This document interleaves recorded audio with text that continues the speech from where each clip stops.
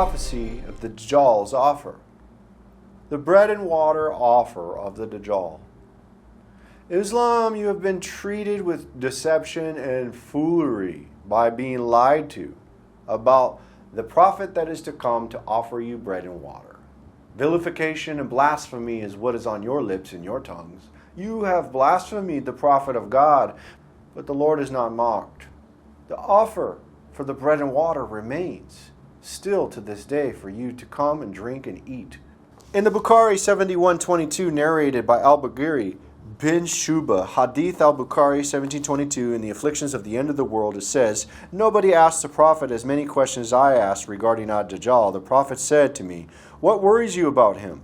I said, 'Because the people say that he will have a mountain of bread and a river of water with him, i.e. he will have an abundance of food and water.'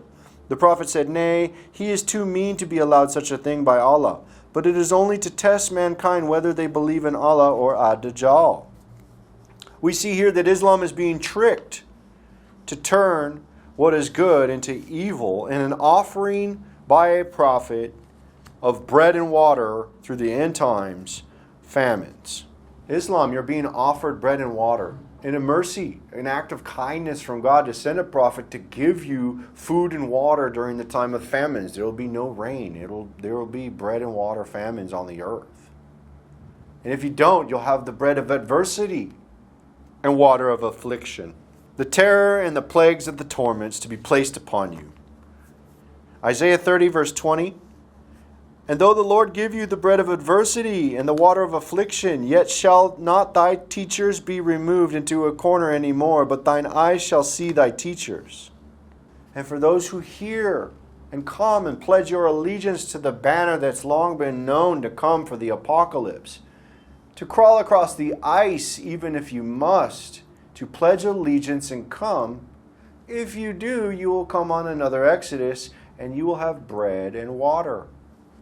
Revelation chapter 2 verse 17 says, "He that hath an ear, let him hear what the Spirit saith unto the churches. To him that overcometh will I give to eat of the hidden manna.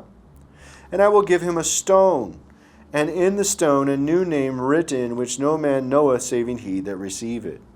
And the people who do come with the stone will eat the bread. And if you don't, you'll have the bread of adversity and the water of affliction. That's what will be given to you. You have two choices. You have the bread and the water that brings forth life, or the bread that brings adversity and the water of afflictions. There's two ways about this. And those who pledge to the banner and come will have a place to hide in the rocks. Isaiah 33 verse 16 through 18 gives a clear explanation of this. "He shall dwell on high, his place of defense shall be the munitions of rocks. Bread shall be given him, his waters shall be sure. Thine eyes shall see the king in his beauty. They shall behold the land that is very far off. Thine heart shall meditate terror. Where is the scribe? Where is the receiver? Where is he that counted the towers?" If not, the terror will be mediated. The terror will be mediated for sure. Revelation chapter 11 says in verse 6, "These have power to shut heaven, that it rain not in the days of their prophecy, and have power over waters to turn them to blood, and to smite the earth with all plagues as often as they will."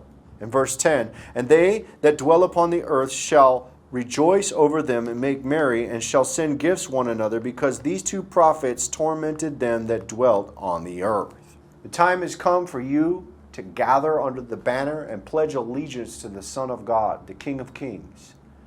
Follow the stone to the rock of munitions, and you'll have bread and water for sure.